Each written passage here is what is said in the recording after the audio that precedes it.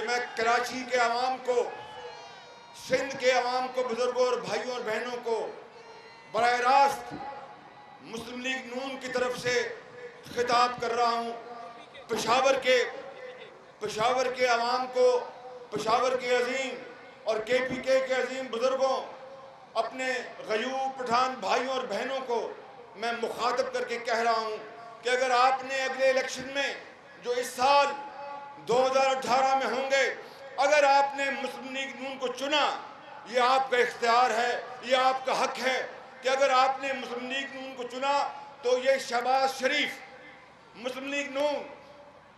ہم آپ سے یہ وعدہ کرتے ہیں اس خدائے بزرگ و برتر کو گواہ بنا کر کہ کراچی اور پشاور اور سندھ اور کے پی کے کو اور بلوچستان کو، لاہور اور پنجاب کہ ہم پلہ لانے کے لیے ہم